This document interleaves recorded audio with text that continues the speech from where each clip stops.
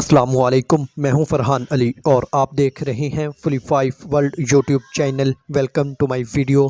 तो फ्रेंड्स, आज हमारी वर्कशॉप में हायर कंपनी का एयर कंडीशनर लाया गया है जिसमें E7 का फ़ॉल्ट है। तो फ्रेंड्स, आज हम आपको ये बताएंगे कि E7 का एरर हमारे हायर कंपनी की एयर कंडीशनर में किस वजह से शो होता है। तो फ्रेंड्स, ये एरर कम्युनिकेशन फॉल्ट्स की वजह से E7 का एरर आता है। तो फ्रेंड्स, कम्युनिकेशन मतलब इसका मतलब ये है कि हमारे इंडोर टू आउटडोर जो वायर्स होती हैं इनमें लूजिंग हो, मिसिंग हो, तो इस कंडीशन में भी ये एरर शो हो सकता है। या फ्रेंड्स, इसकी जो पीसीबी है आउटडोर की हो या इंडोर की हो, जो इनकी वायर्स हैं उनमें कोई मिसिंग हो, लूजिंग हो, तो भी ये एरर शो हो सकता है। तो फ्रेंड्स, हमें इनकी वायर्स को अब अच्छे से चेक करना है। तो फ्रेंड्स, सबसे पहले मैं इसकी इंडोर की जो वायर्स हैं उन्हें अच्छे से चेक कर लेता हूँ।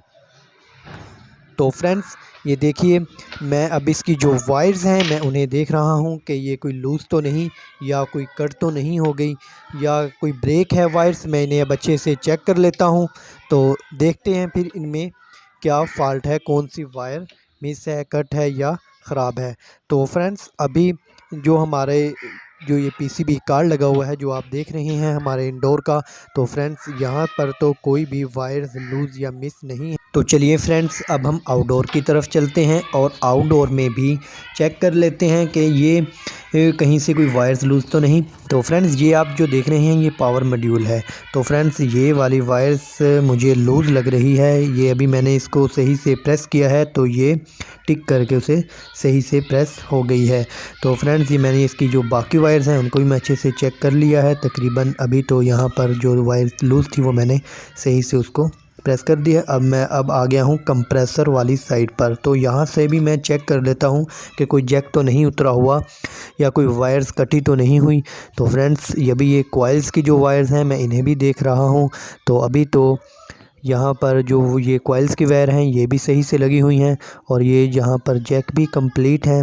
ये इनके कोई भी जैक उतरा हुआ भी नहीं है। और अभी ये इसके जो ये मैं फिर भी इनको मैं प्रेस करता हूँ दोबारा से ताकि कोई भी लूजिंग हो तो वो हल हो जाए, सही से वो एडजस्ट इसमें हो जाए अपने जैक में। तो फ्रेंड्स, यहाँ पर अभी ये वाला जैक भी मैं कर देता हूँ।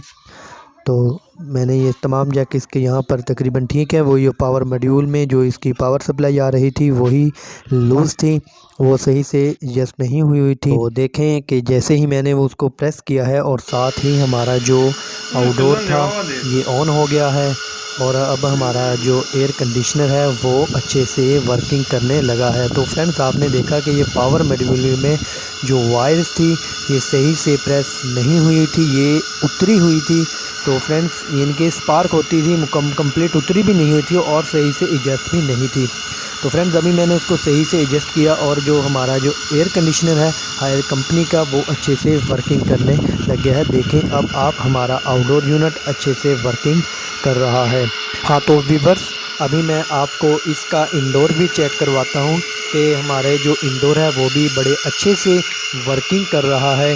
तो फ्रेंड्स, ये देखें, मैंने इसका टेम्परेचर 16 पे सेट कर दिया है। अब ये E7 का एरर शो नहीं कर रहा। तो फ्रेंड्स, हमारा जो एरर था वो सॉल्व हो गया है। तो फ्रेंड्स, अगर आपको मेरी ये वीडियो पसंद आई हो तो फ्रेंड्स एक लाइक तो ज़रूर बनता है।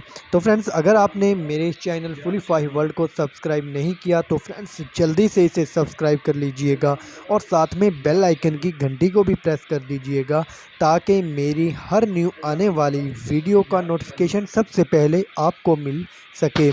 तो फ्रेंड्स, वीडियो को शेयर कीजिएगा अपने दोस्तों में ताकि उनको भी इससे फ़ायदा हासिल हो सके। तो चलिए फ्रेंड्स, मिलते हैं एक नेक्स्ट वीडियो में नई मालूमात के साथ। तब तक अपना ख्याल रखिएगा। अल्लाह हाफिज़।